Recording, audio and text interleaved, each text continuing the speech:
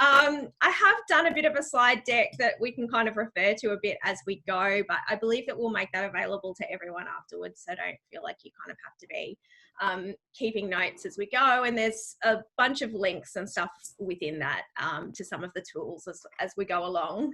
So what I thought we would do tonight is kind of have a look at some, just initially, like I guess some of the benefits of doing some of these longer term projects that I think are probably one of the big things about kind of enhancing a career, but also just living a nicer, more interesting life. So some frameworks for getting something off the ground if you've got something you've already started but you're kind of partway through it, or if you've kind of got an idea in the back of your head and you've been thinking, I really want to do this amazing thing, but you're a little bit scared to get going. I've got some things that can help with that. And then the focus today is going to be on the platforms or the frameworks for pitching nonfiction, specifically books, but it's also a framework that I've used to pitch, for example, the podcast that I did with Kylie Stevenson.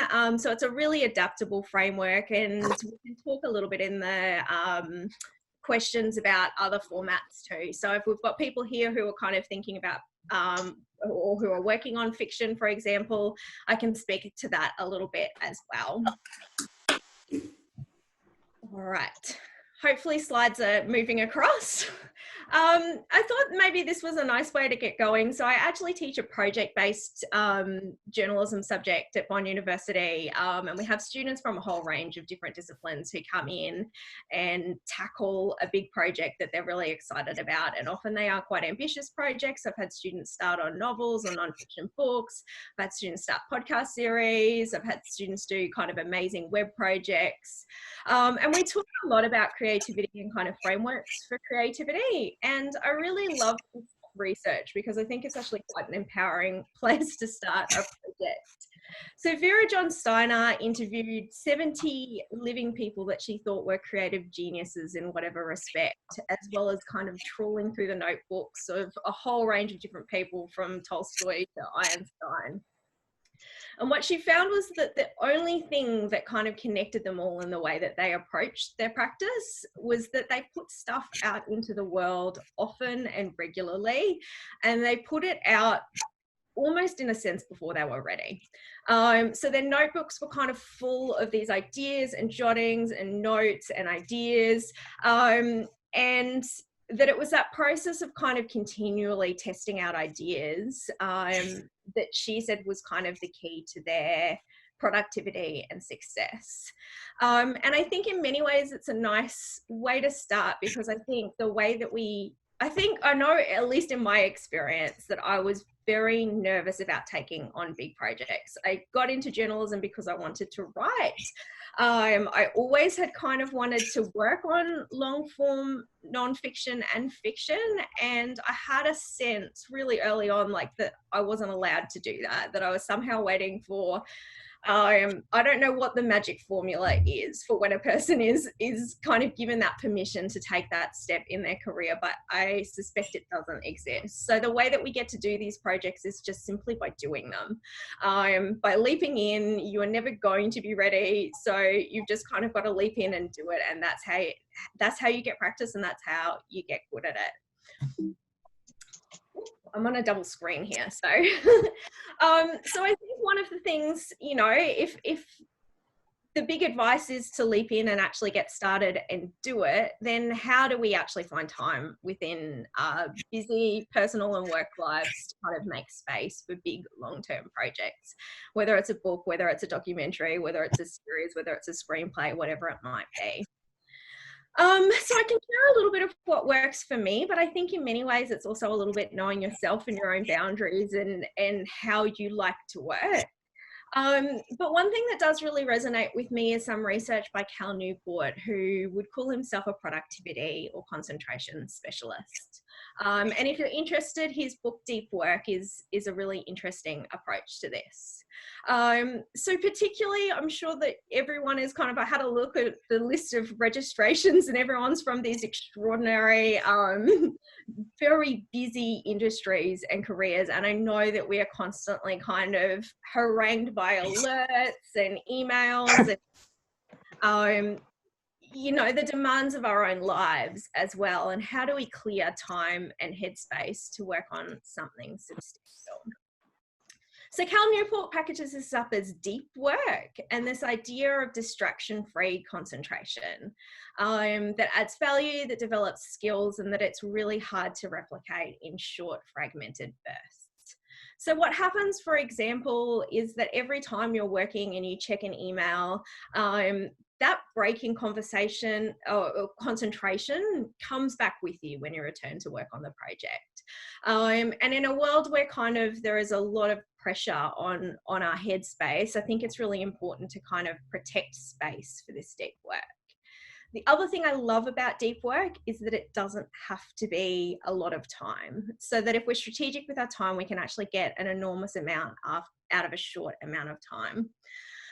So because I'm a bit nerdy like this, I kind of looked into what is the ideal amount of time to concentrate for, and it turns out that it's really specific. It's actually 52 minutes. So when I'm working, I always work in 52-minute increments, and ideally you should apparently have a 17-minute break in between. But the nice thing about this, I think, is that almost everyone can find 2 hours in their week for uninterrupted, deep, shutting the entire world out and just kind of clearing a bit of space. And even if you can't find the second 52-minute session, you can probably find that first one at some point in your week. And that if we kind of clear space for that, there's an enormous amount that can get done in those increments. The other thing that is kind of consistently important is that rituals and rewards are really helpful in terms of getting going on a project like this. And that those rituals can be simple things like having a cup of tea, having a space that you like to sit, listening to a particular soundtrack or background noise. And also the rewards don't have to be substantial either. So this is going to be super embarrassing and cheesy, but for example, that photo in the middle there is a Post-it note. And I've written a novel essentially by drawing out my quota of how many words I would like to do in a day. So that's 3,000 words in a day's work. And every time I reached 100 words, I would cover in a little square, and I would see myself making progress throughout the day. And by the end of the day, wherever I was up to, I could be like, that's a good day's work done. I can put it away, go and have a glass of wine and enjoy myself. I've done what I need to do for the day. So even just kind of little frameworks like that can be really helpful to get started on a project. Some of the things we do with our students is just having kind of accountability partners. So the three women in the right-hand corner are a couple of our young undergraduate students. So they did a semester-long project. And we had students in that cohort who wrote the first 20,000 words of a novel. They weren't polished words, but they committed and they got them down on the page by just setting time, sitting next to each other while they did it, and really putting their head down and making progress. So I do want to reassure you that there are ways of making space, but I've got a good friend who always says this lovely thing to me. She says, you've got to pay yourself first, and not financially, but you have to make space for the big things that are important to you in your life. And emails will always be there. Other people asking things of you will always be there. Your work will be there in the background.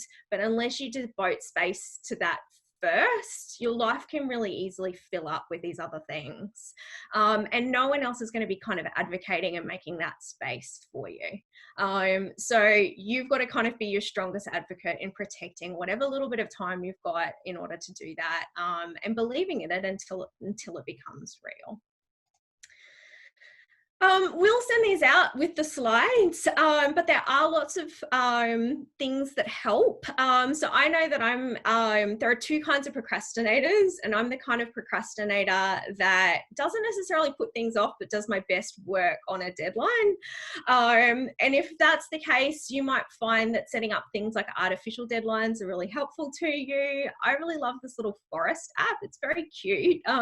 You can set how much time you want to work, and if you don't look look at your phone for that period of time, it will create a little virtual tree for you. And if you do that over and over, you'll get a virtual forest. And then if you get enough virtual forest, they actually start planting trees on your behalf. So it's pretty cute. There's a whole range of other things that might help in terms of productivity tools. So there's lots of software in the slides that I can leave for you. I quite like something called FocusMate, where you actually sit down for 50 minutes. You're on video with a stranger anywhere in the world. You come in, you commit to doing something, you say hi for half a minute, and then you just sit there and work. And you kind of forget that the other person is there, but it's really nice to know that you're not doing it alone.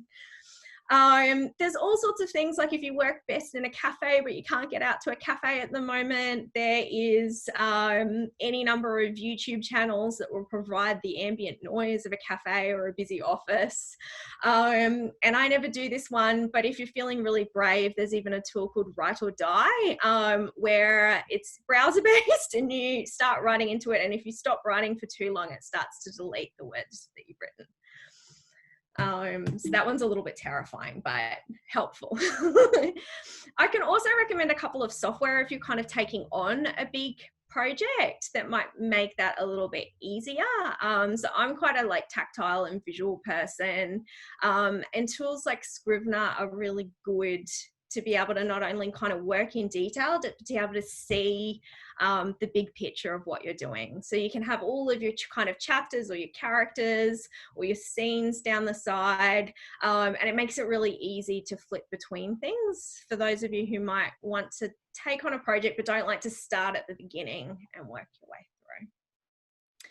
So we'll put all of that kind of out in the slides for you. The other thing I just wanted to say before I get into some of the formats for pitching these stories is that everyone who does creative work should have a basic understanding of copyright and intellectual property. And I know it's not like a sexy sell when we're talking about creative projects, but it's so important to make sure that you own the copyright to your own work. So just a heads up for those of you, especially who work in media organizations, but potentially in all sorts of other industries as well, that probably, depending on your contract, but by default, many employers will actually own the IP on work that you do even outside of work. So if you are doing something that's entirely on your own time, it's a good idea just to check your contract before you embark on a project like this, and either to carve it out with your employer or give them a heads up that you're doing something, but it's on the side and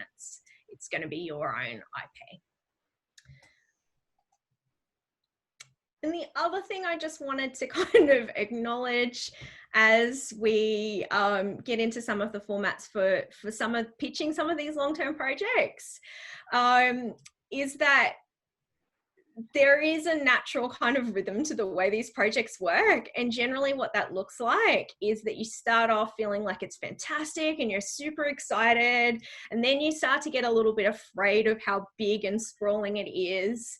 And this artist, John Sandingham, calls the middle bit the dark swamp of despair, which is something that I have hit with every single project that I have done. And it is something that all of my students hit. And I just need you all to know that that is totally normal, that it's an inevitable part of the process, that it doesn't mean that your project is bad, but that you have to just use whatever tools you can to make a bridge across the dark swamp of despair, because on the other side, you start to get to the point where you're thinking, wow, this is the best thing I've ever made.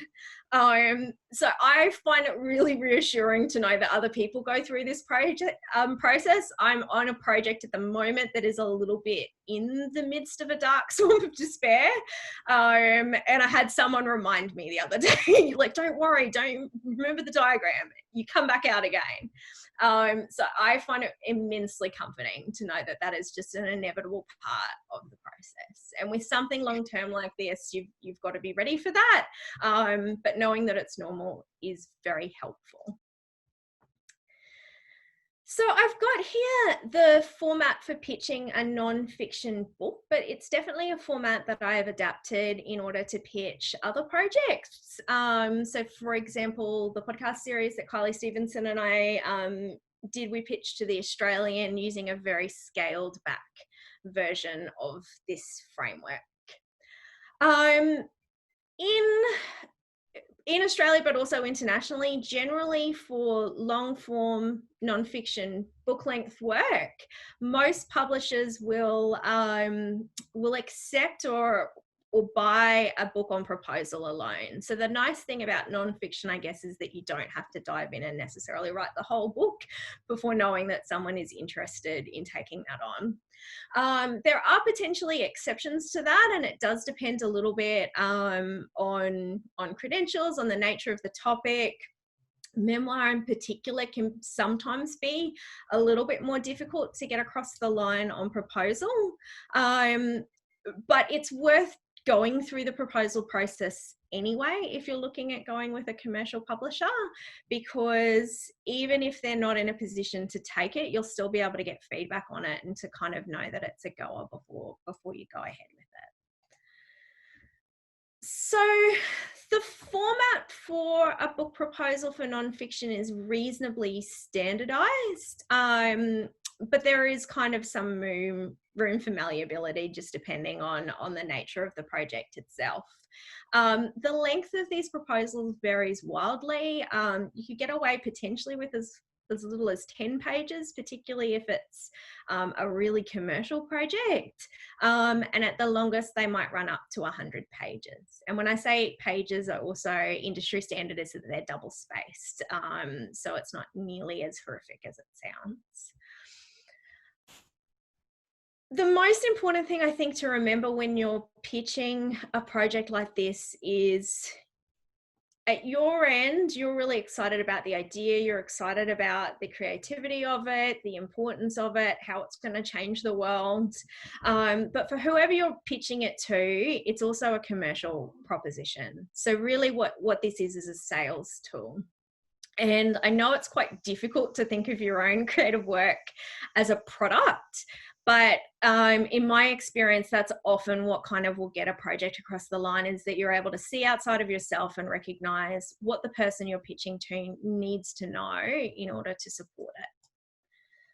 So in terms of a format, really, I guess, I should kind of acknowledge too that this is kind of geared towards commercial publishing, but there is a spectrum of other publishing opportunities in terms of self-publishing that might work for you and for other projects. But even in that instance, I've even known people who are intending to self-publish who've still kind of almost gone through this proposal process with themselves in order to kind of figure out the scope and tone of a book. What would happen, I guess, is that any book that is pitched, and this is true also of fiction, is that it might go to a particular editor who would fall in love with it, and then basically be the advocate for that project at their company, and would really have to kind of make sure that the rest of the publication house was on board with it in order to get it across the line.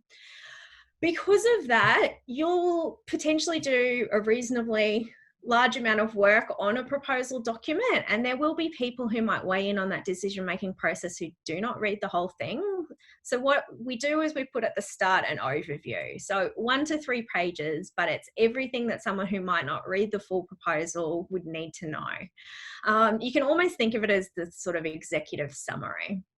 So a title and a subtitle, in some cases a logline as well, everything they would need to know about the book, the research frameworks, where you see it sitting in the publishing landscape. Importantly, why you think it will sell.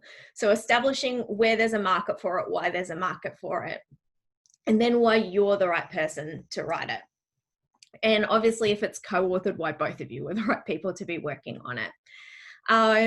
And then also the publishing specifications. So things like your estimated length, format, your delivery date, whether you see there being any visuals, photographs, those sorts of things in it. We did have, I think, a pre-question. I know that we're going to kind of go to questions later, but about the length of a book.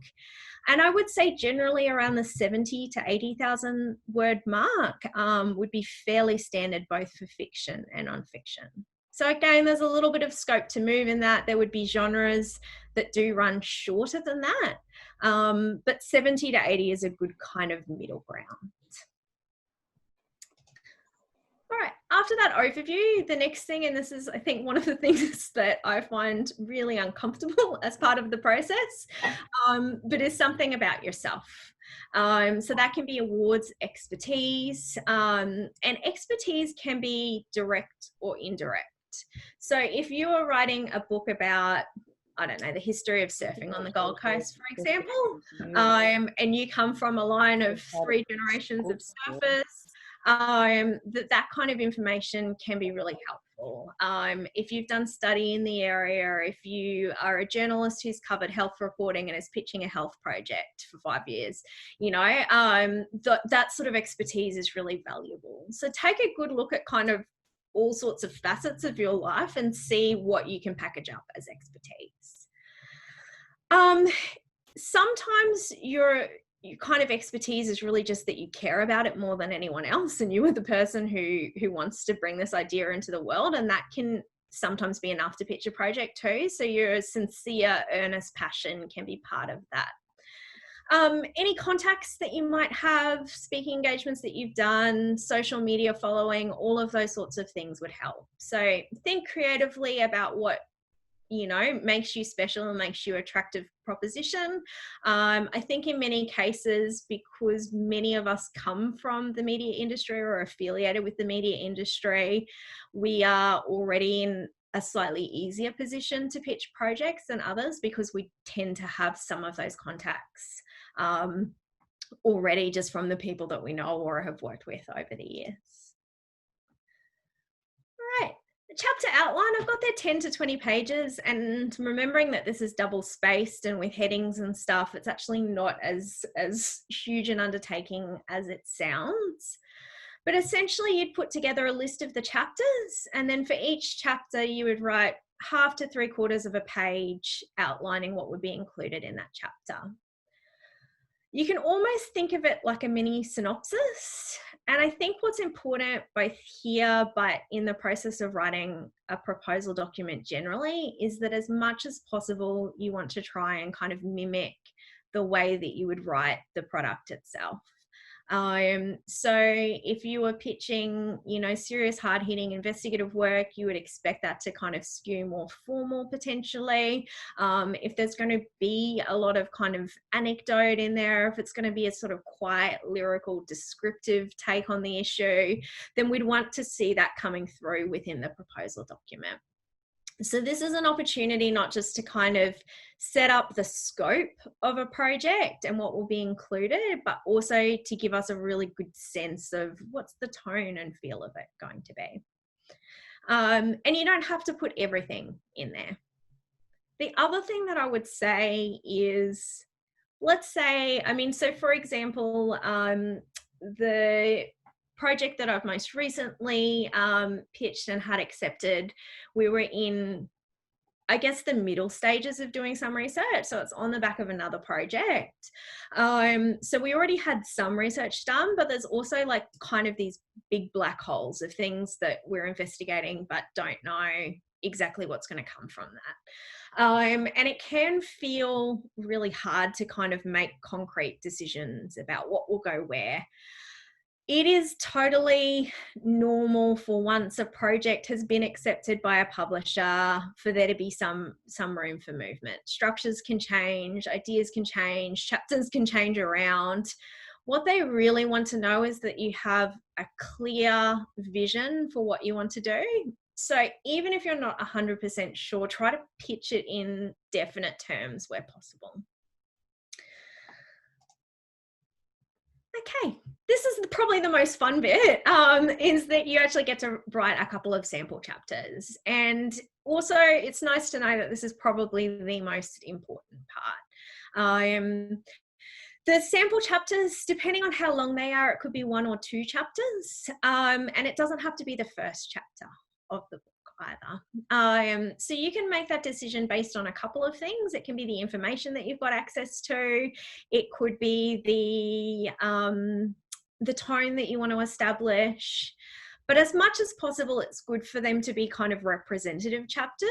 So something that, you know, sets up a pretty clear idea of what we could expect from the book.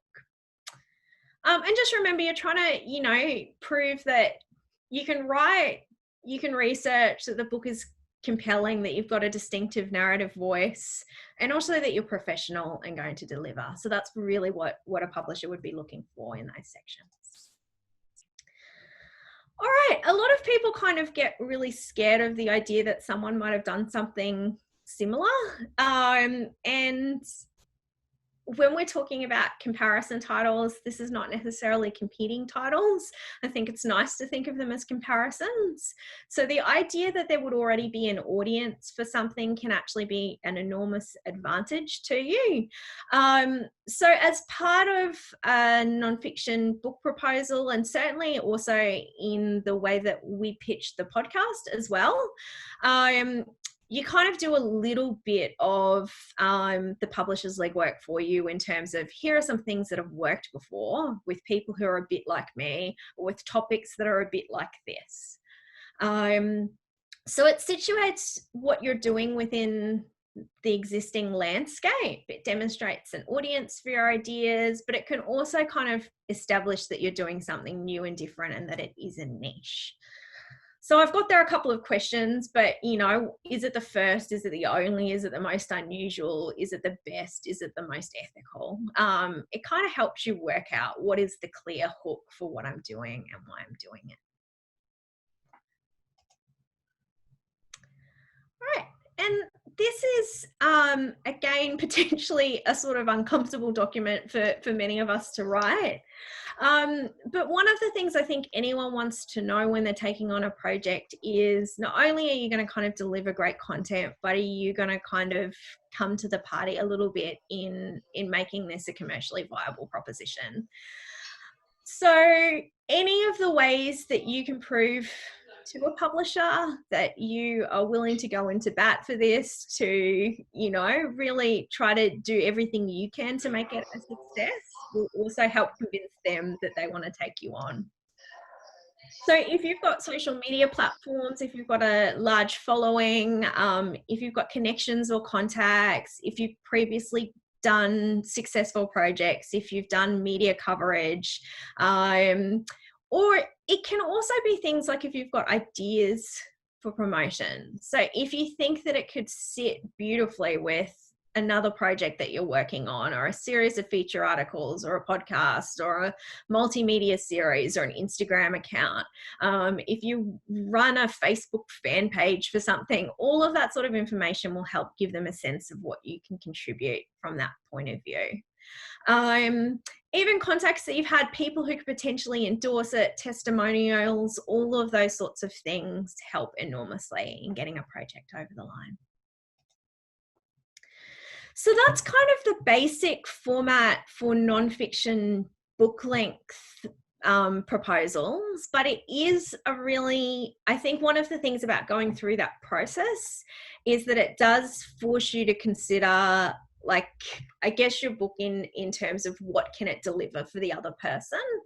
And for that reason, it's definitely a format that I've used for other projects. So the podcast series that Kylie Stevenson and I worked on, we scaled this right back. I think we did a 3-page proposal, but it included each of those elements. So in some ways, it's almost like that kind of outline at the top of a proposal, but we still included comparison titles, marketing ideas, all of that sort of thing. I've done a textbook project with Allen and Unwin. That was actually a second edition of another book, so we didn't have to quite go through all of this process, but we still did the overview, the chapter outline, the biographies, and the marketing plan for that. And then fiction, and we can kind of talk about this in the chat if there's anyone who's kind of interested this way, but fiction in some ways is kind of a different game again. So with fiction, for the most part, you actually have to complete the project before you're in a position to sell it or to even show it to anyone. So where nonfiction, it's, I would say, an advantage to be pitching before you've completed the project. And the reason that I say that is editors, publishers, they like to kind of put their mark on things as well. And they will have ideas and feedback and important insights that you can then use to shape the direction of a project. In fiction, you really want to make sure that whatever you're working on is absolutely in the best shape that you can get it before you start pitching that either to publishers or to agents or journals or wherever you might be kind of hoping to send that. So we can talk to that in the question and answer if there are people here who'd like to know a bit more about that. And again, these will come out to you, but there are lots of resources around for writers, for podcasters. So make sure you're kind of making use of those resources. I've got the Varuna Residential Fellowships in there. So Varuna is a writing retreat in the Blue Mountains that actually accepts all sorts of writing, including playwrights and all sorts of things. But I note that they're about to open their submission process. So I think that runs from June till about the end of July. So that's a nice kind of current one if you think you might like a little bit of time and headspace to develop something.